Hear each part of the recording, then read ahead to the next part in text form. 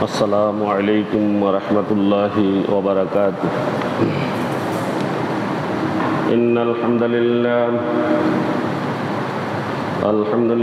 الأكرم الذي خلق الإنسان وكرم وعلمه من البيان ما لم يعلم، فسبحان الذي لا يحصى امتداده باللسان ولا بالقلم، ونشهد أن لا إله إلا الله وحده لا شريك له، ونشهد أن سيدنا وحبيبنا وشفيعنا ومولانا محمدا عبده ورسوله الذي أرسله بالحق بشيرا ونذيرا وداعيا إلى الله بإذنه وسراجا وقمرا منيرا. فقد قال الله تعالى في كلامه المجيد وفرقانه الحميد: أعوذ بالله من الشيطان الرجيم. بسم الله الرحمن الرحيم. لقد من الله على المؤمنين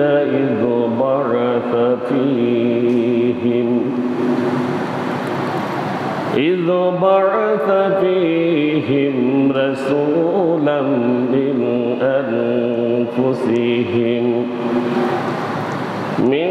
أنفسهم يتلو عليهم آياته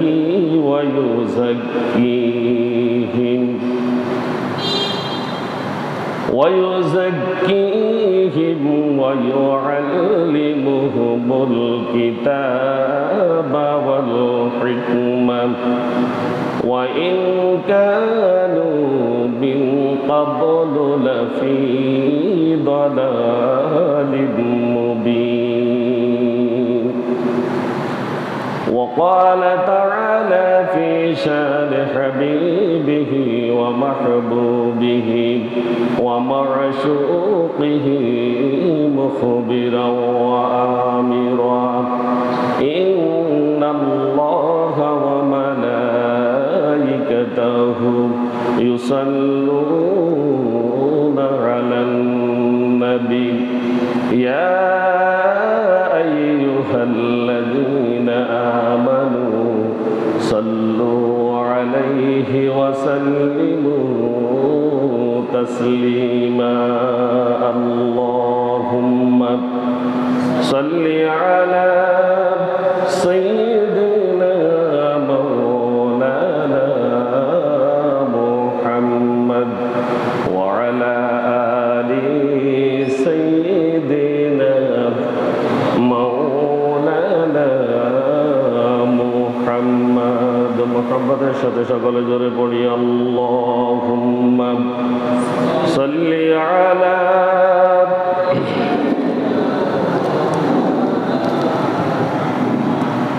وعلى آل سيدنا مولانا محمد। ধন্য মদিনাবাসী, ধন্য তোদের জীবন,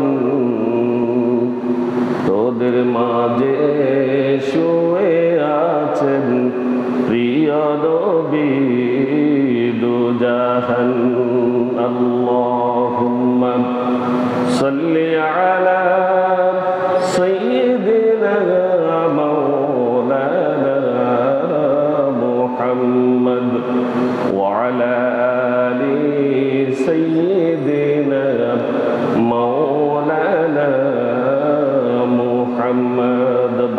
العلا بكماله كشف الدجى بجماله حسنت جميع خصاله صلوا عليه وآله محمد سيد الكونين والثقلين والفريقين من عرب ومن عجم بلغ العلا بكماله كشف الدجى بجماله حسنت جميع خصاله صلوا عليه وآله نبينا الآمر النهي فلا أحد أبر في قول لا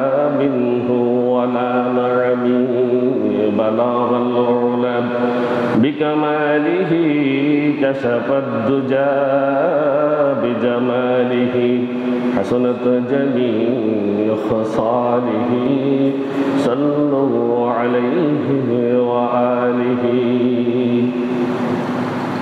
ঐতিহ্যবাহী সনুয়া কেন্দ্রীয় জামে মসজিদে পবিত্র জুমার সালাত আদায় উপলক্ষে সমবেত সম্মানিত মুসল্লিয়ানে কেরাম, অত্র এলাকার সর্বস্তরের তৌহিদি জনতা, পর্দার আড়ালের মা ও বোনেরা, আসসালামু আলাইকুম ওয়া রাহমাতুল্লাহি ওয়া বারাকাতুহু।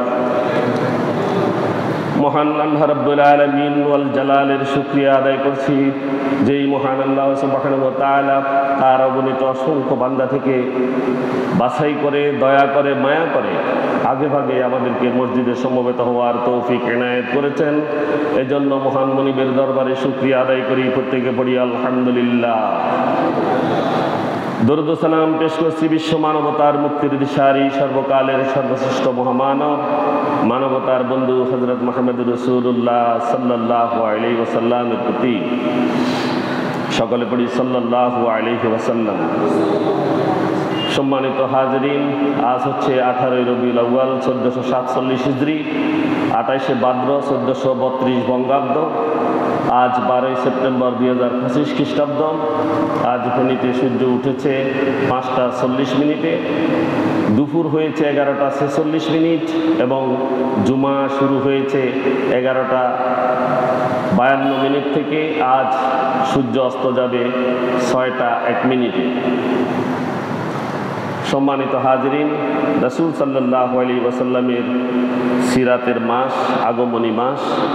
এই মাসে রাসূল সাল্লাল্লাহু আলাইহি ওয়াসাল্লামের সিরাত নিয়ে আমরা জানব এবং এটা আমাদের উপরে জানাটা আমল করার জন্য অত্যন্ত ফরজ কাজ। তো আমরা শুরু করেছি গত জুমা থেকে। আমরা মহানবী সাল্লাল্লাহু আলাইহি ওয়াসাল্লামের জীবনী জানার গুরুত্ব সম্পর্কে আজ জানার চেষ্টা করব ইনশাআল্লাহ। আল্লাহ তৌফিক দান করুন, প্রত্যেকে বলি আমিন। সম্মানিত হাজিরিন, রাসূলুল্লাহ সাল্লাল্লাহু আলাইহি ওয়াসাল্লামের সিরাত নিয়ে আলোচনা করলে মানুষের ঈমানি শক্তি বৃদ্ধি পায়। ঈমানি শক্তি বৃদ্ধি পায়, এটা 1 নম্বর।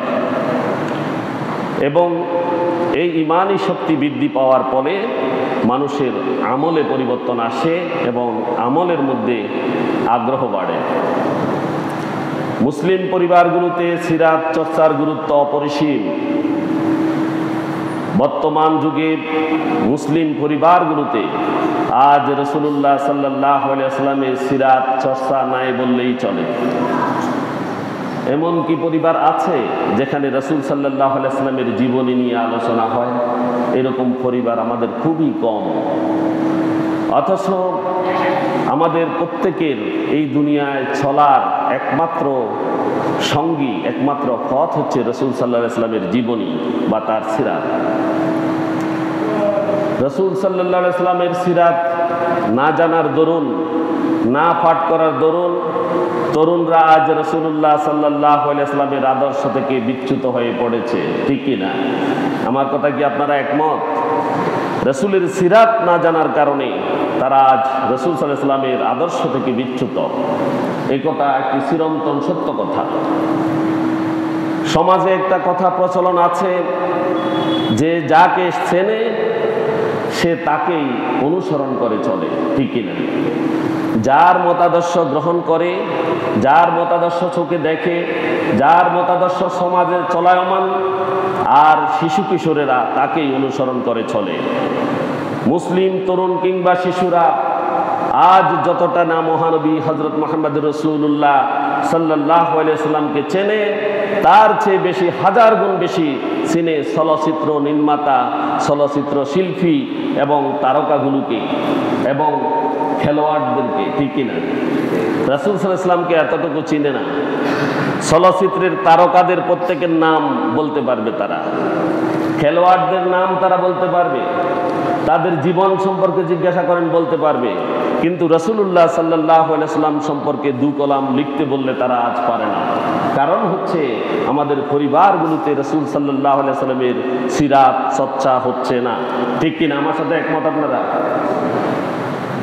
কেন আজ মুসলিম তরুণরা এই তারকাদেরকে অনুসরণ করছে? কেন তাদেরকে মডেল হিসেবে মেনে নিচ্ছে? এটার মূল কারণ কি? এটার মূল কারণ হচ্ছে তারা প্রতিনিয়তই টিভি কিংবা ইন্টারনেটের মাধ্যমে তাদের সামনে যেগুলো তুলে ধরা হচ্ছে সবগুলো তারা অনুসরণ করছে, ঠিক কিনা? আমার সাথে একমত কিনা আপনারা? তারকাদেরকে উপস্থাপন করা হচ্ছে বিভিন্ন আঙ্গিকে, তাদের সামনে বিভিন্ন রূপে রূপায়িত করে তারকাদেরকে তুলে ধরা হচ্ছে। বাচ্চারা ছোটকাল থেকে তাদেরকে দেখে দেখে অভ্যস্ত হয়ে যাচ্ছে, তারকাদের চরিত্র দেখছে, তাদের কাজকর্মগুলো দেখছে, যেগুলো সম্পূর্ণ অনইসলামিক, এগুলো দেখে আজ শিশু কিশোরেরা অন্ধকার দিকে ধাবিত হচ্ছে। ফলে তাদের এই যে জানা, তাদের যে দেখা, এটা থেকে ওই তারকাদের উপরে তাদের ভালোবাসা সৃষ্টি হচ্ছে, অথচ রাসূল সাল্লাল্লাহু আলাইহি ওয়াসাল্লামের জীবনী তাদেরকে শোনানো হচ্ছে না, চর্চা হচ্ছে না পরিবারে, সমাজে, যার কারণে তারা ভিন্ন দিকে ধাবিত হচ্ছে। যার ফসল হিসেবে আমরা আজ বর্তমান সমাজকে দেখছি, যেই সমাজ অনাচার, অবিচার, বেবিচারে নিমজ্জিত। যদি রাসূল সাল্লাল্লাহু আলাইহি ওয়াসাল্লামের জীবনকে অনুসরণ করা হয়, তাহলে প্রত্যেক পরিবারে শান্তি আসবে কিনা? আপনারা বলেন, শান্তি আসবে কিনা? আসবে। তাহলে আমাদের রাসূল সাল্লাল্লাহু আলাইহি ওয়াসাল্লামের সিরাত চর্চা করা উচিত, ঠিক কিনা? ঠিক। কাউকে জানার মাধ্যমে মানুষের ভালোবাসা তৈরি হয়, তাই তরুণরা আজ চিত্র তারকা কিংবা খেলোয়াড়দের বেশি জানার দরুন তাদেরকে অনুসরণ করতে চলেছে, আদর্শ কিংবা আইকন হিসেবে তারা তাদেরকে বেছে নিচ্ছে, তাদেরকে গ্রহণ করে নিয়েছে আদর্শ পুরুষ হিসেবে। কাদেরকে? ওই তারকাদেরকে, ওই চিত্রশিল্পী, ওই নাট্যকার, এদেরকেই তারা গ্রহণ করে নিচ্ছে। আরো হতাশার বিষয় হচ্ছে এবং আরো আক্ষেপের কথা হচ্ছে, আজ মুসলিম অনেক যুবক জানেই না আমাদের নবীকে, নাউজুবিল্লাহ, আমাদের নবীর নামও জানে না, এরকম অনেক রয়েছে। কেনই বা তিনি এই দুনিয়াতে এসেছিলেন, তার আগমনের উদ্দেশ্য কি, এই কথাগুলো আমাদের সন্তানদের মাঝে আজ অনুপস্থিত, জানা নেই। এমনকি রাসূল সাল্লাল্লাহু আলাইহি ওয়াসাল্লামের মিশন কি ছিল, কি জন্য তিনি এই দুনিয়াতে প্রেরিত হয়েছিলেন, তার মিশন কি, এগুলো আমাদের সন্তানদের জানা নেই, যার কারণে আজ তারা বিভিন্ন দিকে ধাবিত হচ্ছে। এই ব্যাপারে তাদের কোনো ন্যূনতম ধারণা নেই, তাদের কোনো জ্ঞান নেই। এই হতাশার বড় কারণ হচ্ছে আমাদের পরিবারগুলোতে নাই নবীজির সিরাত চর্চা, নাই নবী জীবনের আদর্শ আলোচনা, কোনো কিছুই আমাদের মাঝে নাই। তাই আমাদের সন্তানরা যা পাচ্ছে সেদিকে ধাবিত হচ্ছে।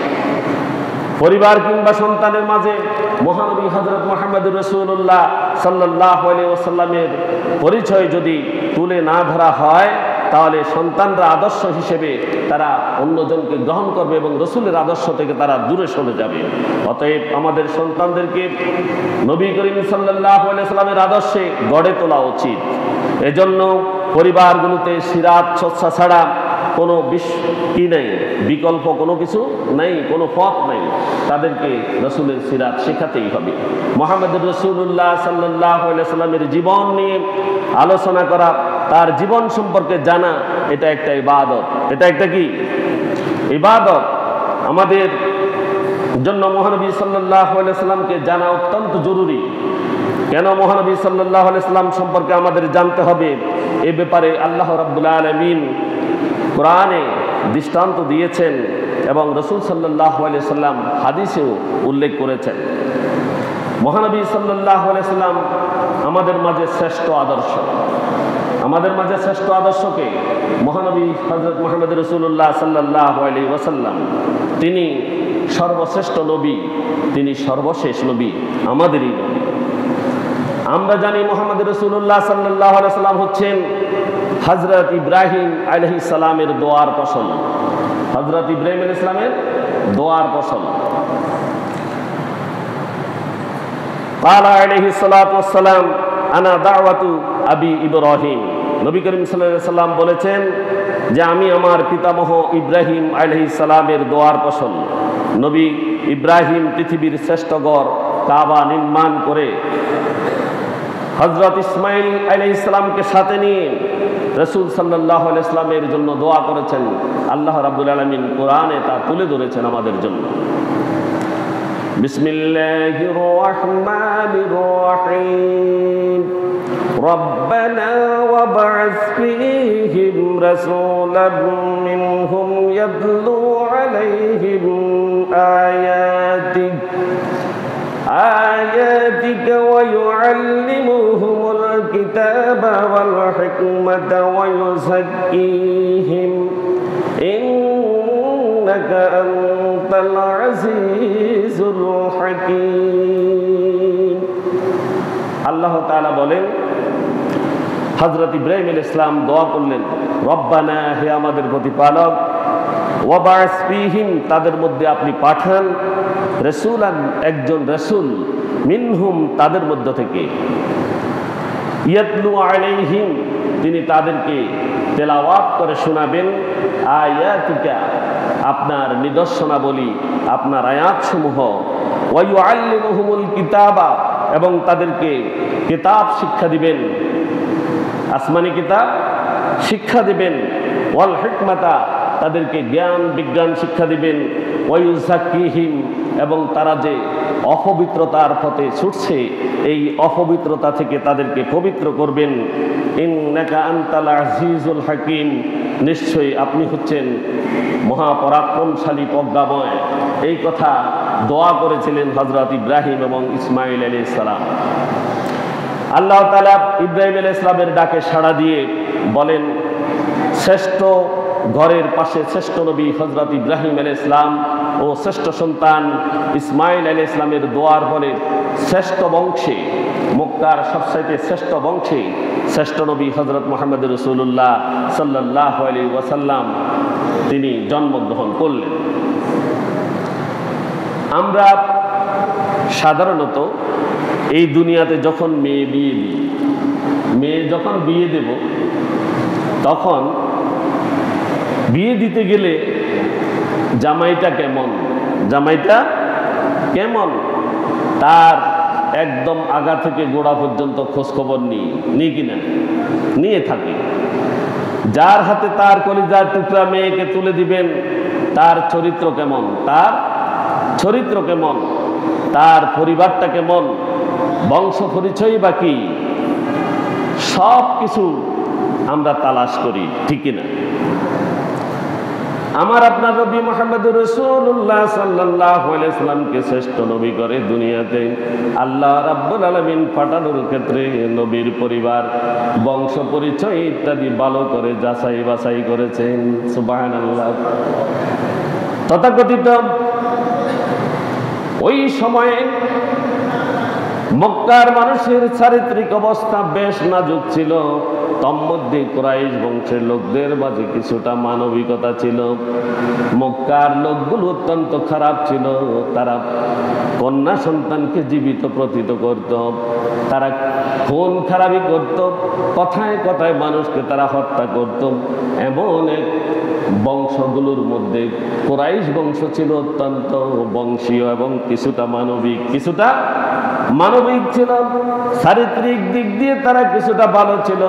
মহান আল্লাহ রাব্বুল আলামিন সেই যুগের শ্রেষ্ঠ বংশ কুরাইশ, শ্রেষ্ঠ পরিবার আব্দুল্লাহর ঘরে শ্রেষ্ঠ নবী মুহাম্মদুর রাসূলুল্লাহ সাল্লাল্লাহু আলাইহি ওয়াসাল্লামকে প্রেরণ করেন।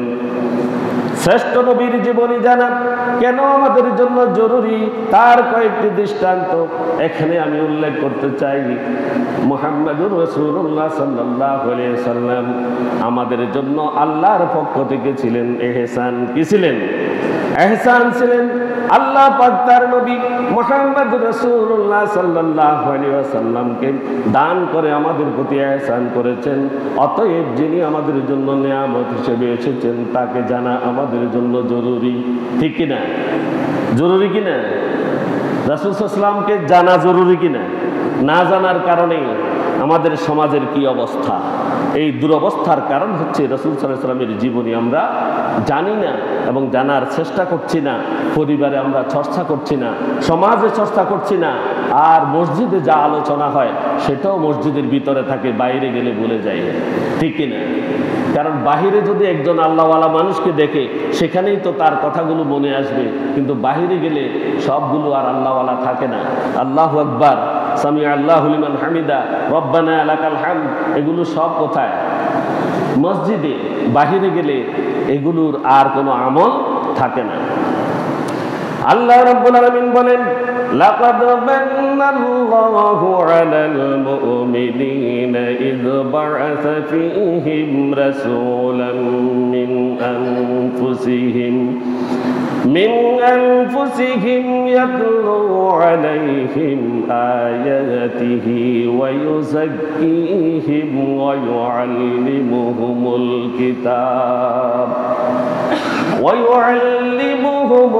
কিতাবা ওয়াল হিকমাতা ওয়া ইন কানু মিন ক্বাবলু লাফী দালালিম মুবিন।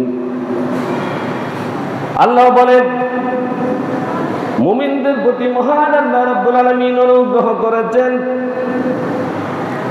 কেননা তিনি তাদের মধ্য থেকে একজন রাসূল প্রেরণ করেছেন। হযরত ইব্রাহিম আলাইহিস সালাম দোয়া করেছেন, সেই দোয়া আল্লাহ কবুল করেছেন এবং মুহাম্মদকে এই দুনিয়াতে রাসূল হিসেবে প্রেরণ করেছেন, যিনি তাদের সামনে ইয়াতলু আলাইহিম আয়াতিহি, যিনি তাদের সামনে আসমানি কিতাব পাঠ করে শোনাবেন। আসমানি কিতাব পাঠ করে শোনাবেন। আসমানি কিতাব রাসূল পাঠ করে শুনিয়েছেন এবং শুধু শোনাননি, এটাকে এই মদিনাতে মানুষগুলোকে শোনার মানুষে পরিণত করেছেন। ঠিক কিনা? এবং মদিনাতে তিনি ইসলামী স্টেট কায়েম করেছেন। প্রতিটি ঘরে ঘরে শান্তি এসেছিল, প্রতিটি ঘরে ঘরে কোরআনের শিক্ষা ছিল। কিন্তু আমাদের সমাজ আজ কি দুরবস্থায় পরিণত হয়েছে। এই কিতাব কি আমাদের মাঝে আছে কিনা? কোরআন আছে, কিন্তু আমরা অর্থসহ পড়ি না, বুঝে পড়ি না। যারা পড়ি শুধু তেলাওয়াত করি, যারা পড়ি শুধু কি করি? তেলাওয়াত করি। ওই কোরআন অর্থ, ব্যাখ্যা, বিশ্লেষণ, হাদিস ইত্যাদি আমরা পড়ি না। ওয়া ইউযাক্কিহিম, মক্কার লোকগুলো ছিল নাপাকি, তাদের ঈমান ছিল না, তারা অরাজকতার মধ্যে নিমজ্জিত ছিল, তারা অন্ধকারাচ্ছন্ন যুগে বসবাস করত, তারা ছিল নাপাকি। এই নাপাকিগুলোকে পবিত্র করার জন্য আল্লাহ রাব্বুল আলামিন হযরত মুহাম্মদুর রাসূলুল্লাহ সাল্লাল্লাহু আলাইহি ওয়াসাল্লামকে প্রেরণ করেছেন। ওয়া ইউআল্লিমুহুমুল কিতাবা, এবং তাদেরকে কিতাব শিক্ষা দিবেন, ওয়াল হিকমাতা, এবং তাদেরকে বিজ্ঞান জ্ঞান শিক্ষা দিবেন, হিকমত শিক্ষা দিবেন, কলা কৌশল শিক্ষা দিবেন। ওয়া ইন কানু মিন ক্বাবলু লাফী দালালিম মুবিন, তারা ইতিপূর্বে কেমন ছিল? তারা পথভ্রষ্টতার মধ্যে নিমজ্জিত ছিল, তারা পথভ্রষ্ট ছিল জাতি। সেই পথভ্রষ্ট জাতিকে তিনি আলোর দিকে আনার জন্য আল্লাহ রাব্বুল আলামিন হযরত মুহাম্মদ রাসূলুল্লাহ সাল্লাল্লাহু আলাইহি ওয়াসাল্লামকে প্রেরণ করেছেন। আমরা সেই আলো পেয়েছি কিনা? আলোটা আমরা পেয়েও নিজেরা অন্ধকারে আছে। আজ ইসলামের কথা বললে, কোরআনের কথা বললে, পবিত্রতার কথা বললে, কোরআনের দিকে দাবিত হতে বললে তাদের বিপক্ষে একটা দল শক্তভাবে দাঁড়িয়ে যায়, ঠিক কিনা? তাহলে আমরা কি রাসূলের জীবন থেকে শিক্ষা গ্রহণ করেছি কিনা? করতে পারিনি। মহান আল্লাহ পাক রব্বুল আলামিন আমাদেরকে রাসূল সাল্লাল্লাহু আলাইহি ওয়াসাল্লামের জীবন থেকে শিক্ষা গ্রহণ করার তৌফিক দান করুন, প্রত্যেক বলি আমিন। রাসূলুল্লাহ সাল্লাল্লাহু আলাইহি ওয়াসাল্লাম তিনি ছিলেন বিশ্ববাসীর জন্য রহমত। আল্লাহ বলেন, ওয়া মা আরসালনাকা ইল্লা রাহমাতাল লিল আলামিন। হে নবী, আমি আপনাকে বিশ্ববাসীর জন্য রহমত হিসেবে প্রেরণ করেছি। রাসূল সাল্লাল্লাহু আলাইহি ওয়াসাল্লামকে আল্লাহ পাঠিয়েছেন রহমত হিসেবে। এখন আমরা রহমত কোথায় খুঁজি? রহমত আমরা কোথায় খুঁজছি? রাসূল সাল্লাল্লাহু আলাইহি ওয়াসাল্লামের জীবনীর মধ্যে কি রহমত আছে কিনা? আছে? আপনারা বলতেছেন না কেন? রাসূল সাল্লাল্লাহু আলাইহি ওয়াসাল্লামের জীবনীতে রহমত আছে কিনা? তাহলে আমরা রহমতটা কোথায় খুঁজছি? রাসূল সাল্লাল্লাহু আলাইহি ওয়াসাল্লামের জীবনটাকে আমরা খুঁজছি না। আমরা আদর্শ হিসেবে কাকে গ্রহণ করছি? যাদেরকে গ্রহণ করছি একমাত্র জাহান্নামে যাওয়ার জন্য আমাদের পথ পরিষ্কার হচ্ছে, ঠিক কিনা? আল্লাহ পাক রব্বুল আলামিন আমাদেরকে রাসূলুল্লাহ সাল্লাল্লাহু আলাইহি ওয়াসাল্লাম যে রহমত, সেই রহমতের ছায়াতলে আমাদেরকে প্রত্যেককে সমবেত হওয়ার তৌফিক দান করুন, প্রত্যেক বলি আমিন। নবী মুহাম্মদ রাসূলুল্লাহ সাল্লাল্লাহু আলাইহি ওয়াসাল্লাম যেমন মুমিনদের জন্য ছিলেন রহমত, তেমনি তিনি কাফেরদের জন্য ছিলেন রহমত। শুধু কি মুসলমানদের জন্য? কাফেরদের জন্য রহমত ছিলেন না? ছিলেন। তাফসীরে তাবারিতে ইমাম তাবারি রাহমাতুল্লাহ আলাইহি ইরশাদ করেছেন, ইবনে আব্বাস রাদিয়াল্লাহু তাআলা আনহু বর্ণনা করেছেন, তিনি বলেন, আল্লাহ পাক নবী মুহাম্মদ রাসূলুল্লাহ সাল্লাল্লাহু আলাইহি ওয়াসাল্লামকে এই বিশ্ববাসীর জন্য রহমত স্বরূপ প্রেরণ করেছেন। তিনি মুমিনদের জন্য রহমত এবং কাফেরদের জন্য রহমত। মুমিনদের জন্য রহমত এই জন্য যে তার মাধ্যমে আল্লাহ মুমিনদের হেদায়েত দান করেছেন। কি করেছেন? হেদায়েত কার মাধ্যমে? হেদায়েতের মাধ্যম কি? কে? রাসূলুল্লাহ সাল্লাল্লাহু আলাইহি ওয়াসাল্লাম। রাসূলকে না মানলে তার কাছে হেদায়েত আসেনি? আছে। রাসূলকে অনুসরণ না করলে তার মধ্যে হেদায়েত নাই। আমাদেরকে ঈমানে প্রবিষ্ট করিয়েছেন রাসূলুল্লাহ সাল্লাল্লাহু আলাইহি ওয়াসাল্লাম। তিনি আল্লাহর পক্ষ থেকে যা নিয়ে এসেছেন তার উপর আমল করে জান্নাত অর্জন করার জন্য, জান্নাত অর্জন করার জন্য। আর কাফিরদের জন্য তিনি রহমত হচ্ছেন। যতদিন এই দুনিয়াতে মুমিনরা থাকবে ততদিন পর্যন্ত কিয়ামত দূরে, ঠিক কিনা? শাস্তিটা দূরে। অর্থাৎ কাফেররা এই দুনিয়াতে তাৎক্ষণিকভাবে শাস্তি পাচ্ছে না, শুধু মুমিনদের কারণে। মুমিনরা থাকার কারণে দুনিয়াতে ধ্বংস হচ্ছে না। অতীতে অনেক নবী রাসূলের উম্মতেরা তারা ধ্বংস হয়ে গিয়েছিল।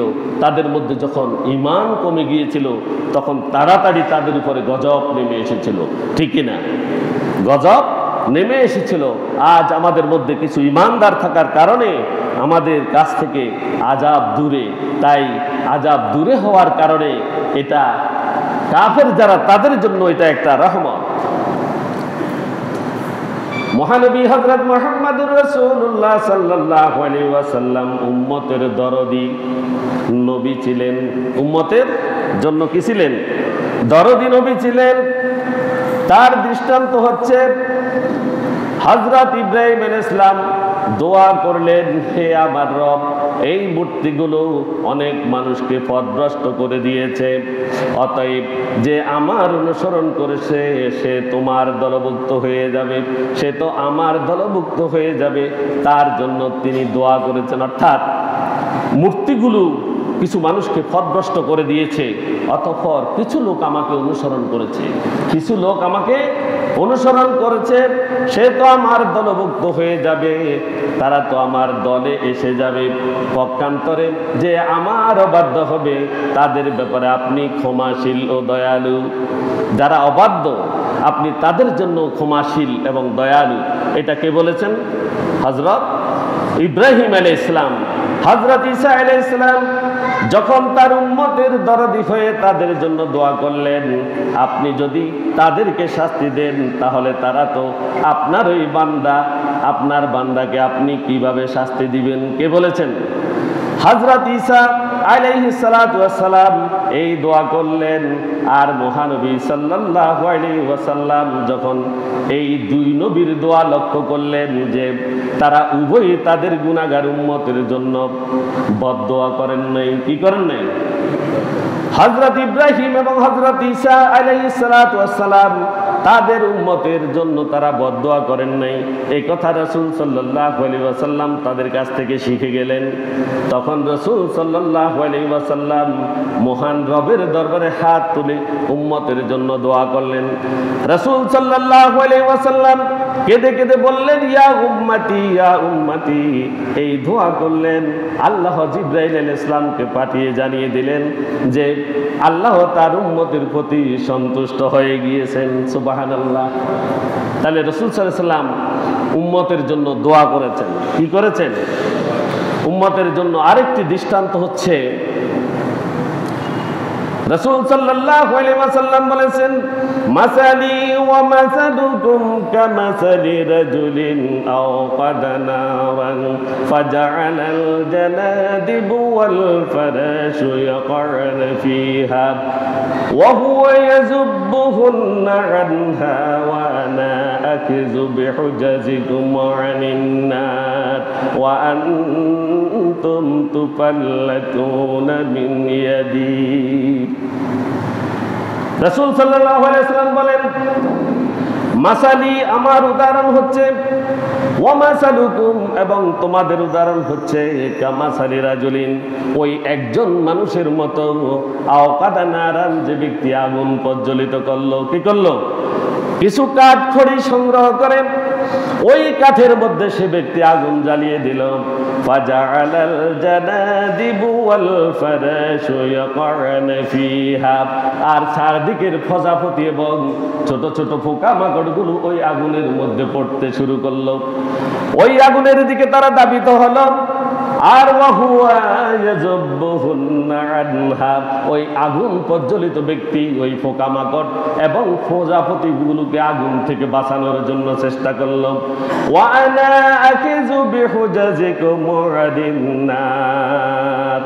আর আমিও তো তোমাদের কোমর ধরে তোমাদেরকে জাহান্নাম থেকে বাঁচানোর চেষ্টা করছি। কে বলছেন? রাসূলুল্লাহ সাল্লাল্লাহু আলাইহি ওয়াসাল্লাম বলছেন, আমি তো তোমাদের কোমর ধরে আছি, দুই হাত দিয়ে তোমাদের কোমরকে শক্ত করে ধরেছি। ওয়া আনতুম তাফাল্লাতুনা মিন ইয়াদি আর তোমরা কি করছো? আমার হাত থেকে তোমরা ছিটকে যাচ্ছ, আমার হাত থেকে তোমরা ছুটে যাচ্ছ, আমার হাত থেকে ছুটে তোমরা আমার জীবন থেকে দূরে সরে যাচ্ছ এবং তোমরা জাহান্নামের দিকে ধাবিত হয়ে যাচ্ছ। নাউজুবিল্লাহ। রাসূল সাল্লাল্লাহু আলাইহি ওয়াসাল্লামের জীবনী আমাদের জানা দরকার আছে কিনা বলেন? আছে কিনা? রাসূল সাল্লাল্লাহু আলাইহি ওয়াসাল্লামের পথে আমাদেরকে চলা, তার পথ অনুসরণ করে চলা আমাদের জন্য প্রয়োজন রয়েছে কিনা? আছে, প্রয়োজন রয়েছে। আর যদি তাকে আমরা অনুসরণ না করি তাহলে ওই আগুনে পড়ে যাওয়ার মতো আমাদের অবস্থা হবে, অর্থাৎ আমরা চিরস্থায়ী জাহান্নামী হয়ে যাব। নাউজুবিল্লাহ। রাসূল সাল্লাল্লাহু আলাইহি ওয়াসাল্লামের আরেকটি দৃষ্টান্ত হচ্ছে ফেরেশতাদের আযাব দেয়া থেকে তিনি বিরত রেখেছেন। মহানবী সাল্লাল্লাহু আলাইহি ওয়াসাল্লাম যখন তায়েফে যখন নির্যাতিত হয়ে রক্তাক্ত দেহ নিয়ে পাহাড়ের পাদদেশে বসেছিলেন, এক সময় এখানে ফেরেশতা আসলেন। পাহাড়ের ফেরেশতারা কারা? পাহাড়ের ফেরেশতারা এসে বললেন, আল্লাহ আপনার ব্যাপারে আপনার সন্তানদের কথা শ্রবণ করেছেন, আমার রব আপনাকে আমার কাছে পাঠিয়েছেন, আপনি আমাকে নির্দেশ প্রদান করুন। রাসূল সাল্লাল্লাহু আলাইহি ওয়াসাল্লাম তার জীবন যখন বিষাক্ত বিস্ময় হয়ে গিয়েছিল, রাসূল সাল্লাল্লাহু আলাইহি ওয়াসাল্লামের চাচা আবু তালিব এবং তার সহধর্মিণী হযরত খাদিজা রাদিয়াল্লাহু তাআলা আনহা, তারা দুইজন যখন একই বয়সে একই সময়ে 2 মাসের ব্যবধানে তারা দুজন ইন্তেকাল করলেন। তাদের আশ্রয়দাতা ছিলেন এই দুজন। রাসূল সাল্লাল্লাহু আলাইহি ওয়াসাল্লামের আশ্রয়দাতা ছিলেন মক্কাতে এই দুইজন। তারা যখন ইন্তেকাল করলেন, রাসূল সাল্লাল্লাহু আলাইহি ওয়াসাল্লামকে শেল্টার দেওয়ার মতো, আশ্রয় দেওয়ার মতো মক্কাতে আর কোনো কিছু থাকলো না। সেখানে সাহাবীরা যারা ঈমান এনেছিল এবং রাসূলুল্লাহ সাল্লাল্লাহু আলাইহি ওয়াসাল্লাম সহ সকলের উপরে অত্যাচার শুরু হয়েছে। রাসূল সাল্লাল্লাহু আলাইহি ওয়াসাল্লাম কোথাও আশ্রয় খুঁজছিলেন। তিনি মনে করলেন যে আমি মুহাম্মদ যখন বিবি হালিমার কাছে গিয়েছিলাম, শৈশবকালে আমি যখন শিশু ছিলাম, আমাকে সেখানে নিয়ে গিয়ে আমার মা হালিমার গৃহে যখন আমি ছিলাম, তখন সেই তায়েফের ভূমিটি উর্বর হয়েছিল আমার ছোঁয়াপে। আমার কারণে আল্লাহ পাক রব্বুল আলামিন এই তায়েফকে উর্বর করে দিয়েছিলেন।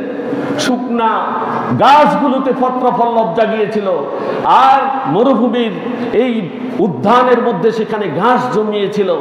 সেখানে কৃষকায় পশুগুলো তাদের মাংস পেয়েছিল এবং সেখানে সমস্ত পশুগুলো খুব বেশি দুধ দিয়েছিল। সেই তায়েফকে রাসূল সাল্লাল্লাহু আলাইহি ওয়াসাল্লামের কারণে আল্লাহ রাব্বুল আলামিন উর্বর করে দিয়েছিলেন। রাসূল চিন্তা করলেন, আমি যদি এখন তায়েফে যাই, ওই তায়েফের মানুষগুলো তো আমি মুহাম্মদ রাসূলুল্লাহ সাল্লাল্লাহু আলাইহি ওয়াসাল্লামকে চেনে এবং আমার সম্পর্কে তারা জানে। আমি সেখানে গিয়ে ইসলাম প্রচার করব, সেখানে আশ্রয় নেব। রাসূল সাল্লাল্লাহু আলাইহি ওয়াসাল্লাম সেখানে গেলেন, কিন্তু সেখানে গিয়ে তিনি কি দেখলেন? সেখানে গিয়ে তিনি পাথরের আঘাতে রক্তাক্ত হয়েছিলেন, তাকে পাথর মারা হয়েছিল। কিন্তু যতক্ষণ পর্যন্ত রাসূল সাল্লাল্লাহু আলাইহি ওয়াসাল্লামের হুঁশ ছিল, ততক্ষণ পর্যন্ত তিনি মাটিতে রক্ত পড়তে দেননি। সুবহানাল্লাহ। তাকে পাথর মেরেছিল, তার শরীরের বিভিন্ন জায়গা থেকে রক্ত ঝরছিল, আর রাসূল অনুভব করলেন তিনি তো আল্লাহর সত্য নবী। তিনি যদি এই রক্ত যদি মাটিতে পড়তে দেন, আল্লাহ রাব্বুল আলামিন এই তায়েফকে উল্টিয়ে দেবেন। হুঁশ থাকা পর্যন্ত তিনি মাটিতে রক্ত ফুটতে দেননি। তিনি অজ্ঞান হয়ে পড়েছিলেন। সেখান থেকে উঠে এক গাছের নিচে তিনি বসেছিলেন পাহাড়ের পাদদেশে।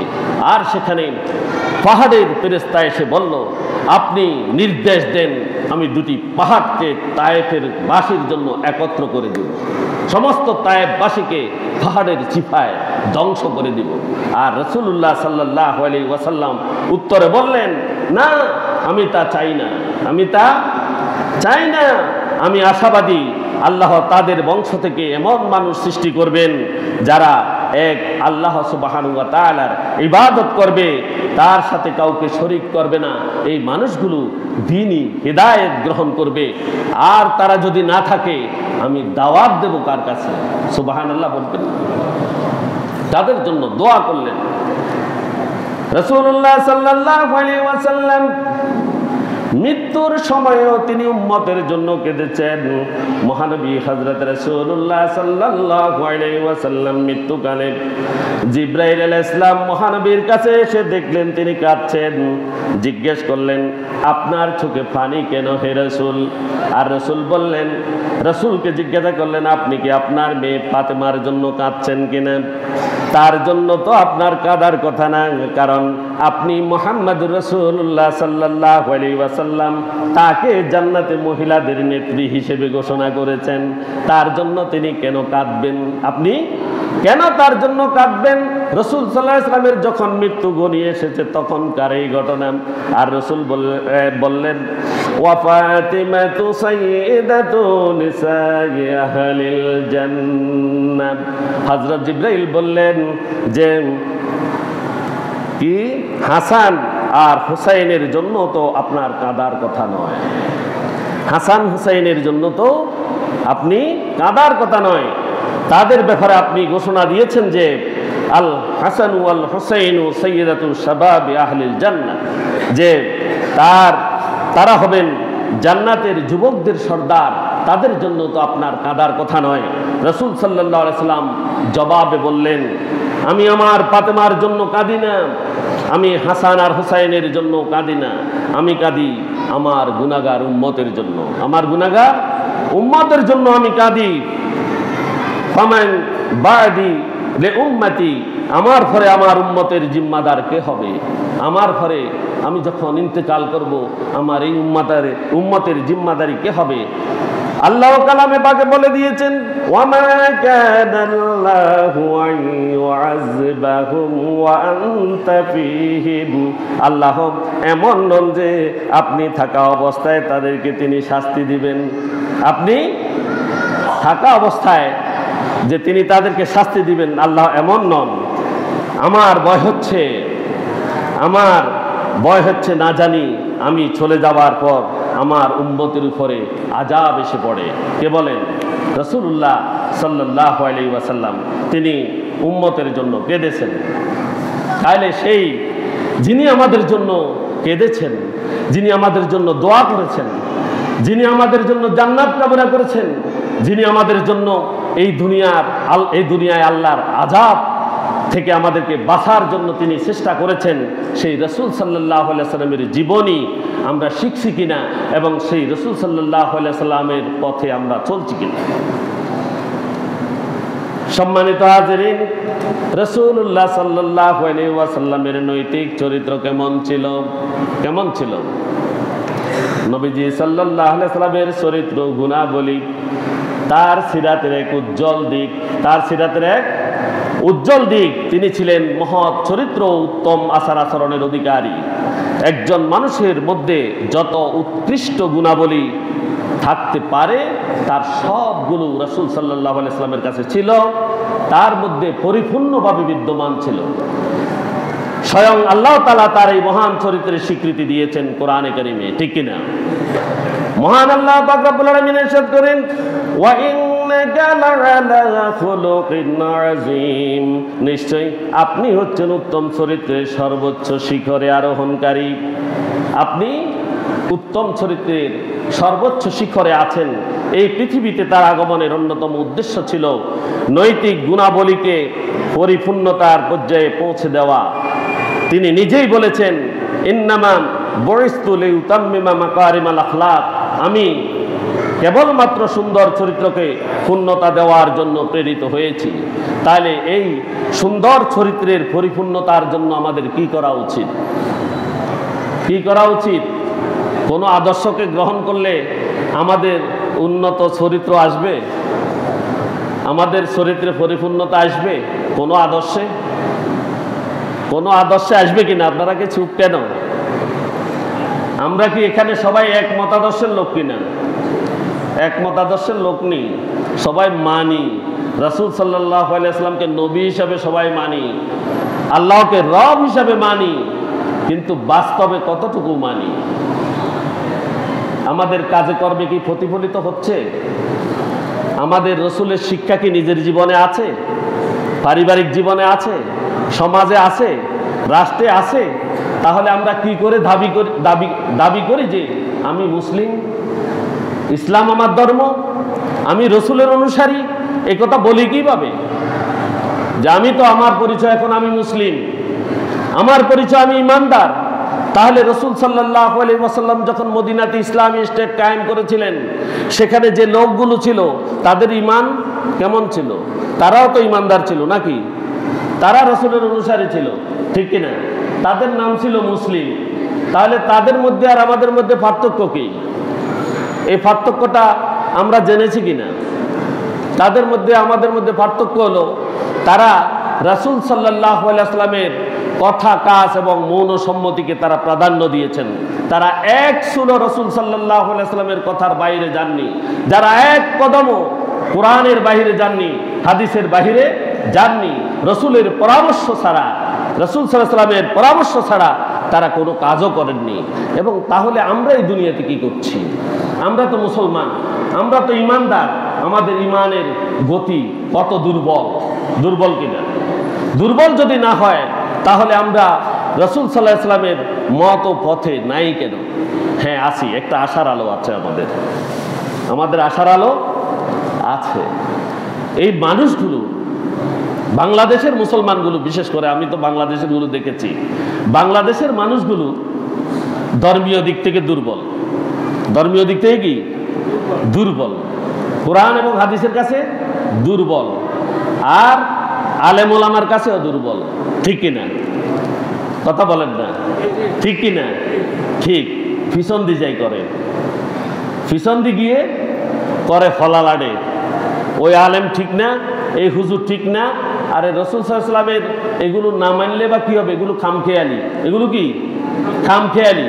কিন্তু আসলে রাসূলের প্রতি তাদের কি আছে? দরদ আছে, ইসলামের প্রতি দরদ আছে।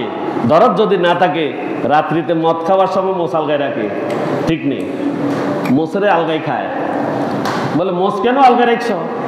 মোষের লগে যদি মদ লাগে তাহলে মাকরু হয়ে যাবে না? ওখানে কিন্তু হারাম খাচ্ছে, হারাম খাওয়ার সময় মাকরুর ভয় আছে। কি আছে? মাকরুর ভয় আছে। এই ভয়টা আছে, কিন্তু আসলে ভুলে যায়। আসলে কি ভুলে যায়? ঋতুও 6টা, আমাদের ঋতুও কয়টা?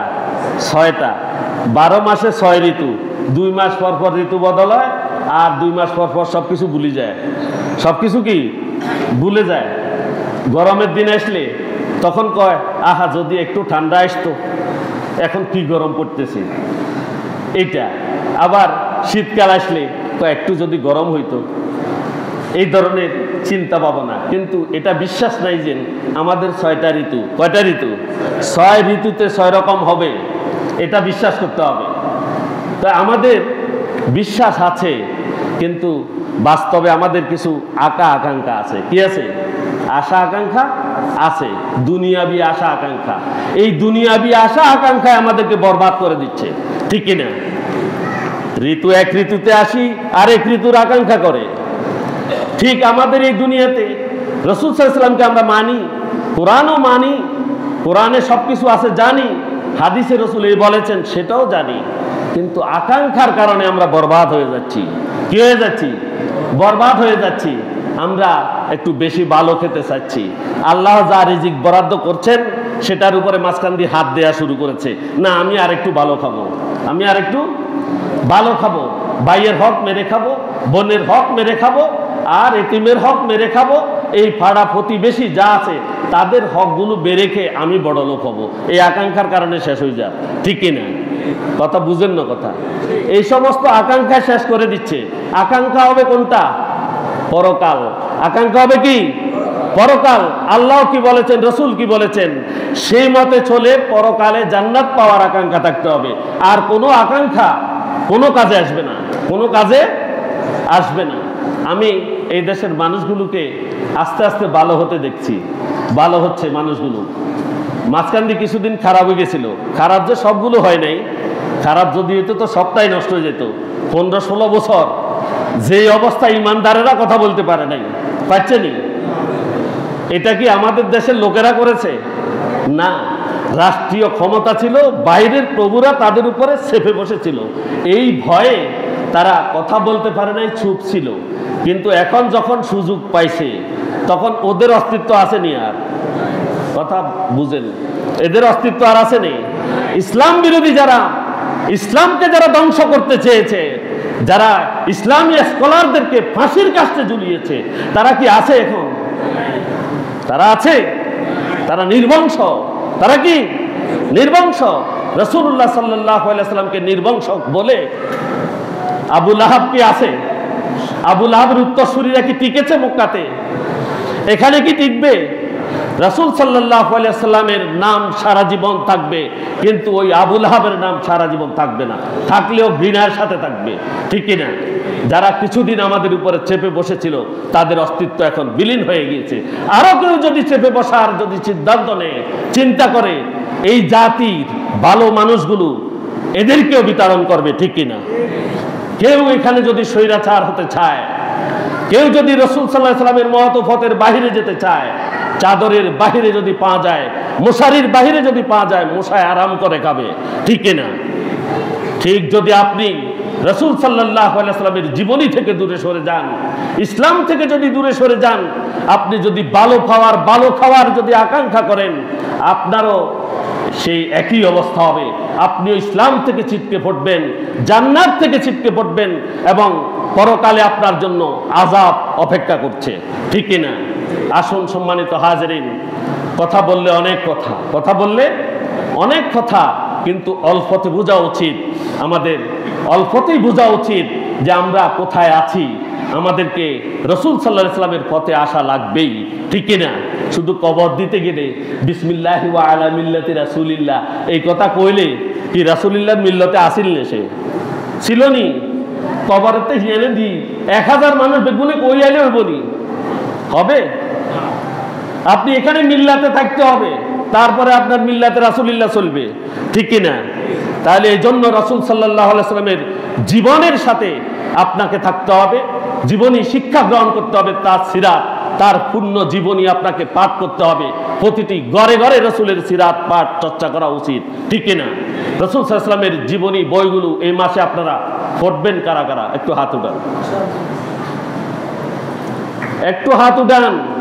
যদি এখান থেকে শিখে না যান, বাইরে গেলে আপনাদের আর মনে থাকবে না। কারণ রসুলের সিরাত না জানা পর্যন্ত আপনি সত্যিকার মানুষ হতে পারবেন না এবং রসুলের মিল্লাতের উপরে যেতে পারবেন না। রসুল সাল্লাল্লাহু আলাইহি ওয়াসাল্লামের সিরাত পাঠ করা আমাদের জন্য কি ইবাদত? এটা কি ইবাদত? এই ইবাদত আমরা করব এবং রসুলুল্লাহর মিল্লাতে আমরা যাতে কবরে যেতে পারি এই চিন্তা আমরা করব। আল্লাহ আমাদের প্রত্যেককে তৌফিক দান করুন, প্রত্যেকে বলি আমিন। ওয়া আখিরু দাওয়ানা আলহামদুলিল্লাহি রাব্বিল আলামিন। আসসালামু আলাইকুম ওয়া রাহমাতুল্লাহি ওয়া বারাকাতুহু।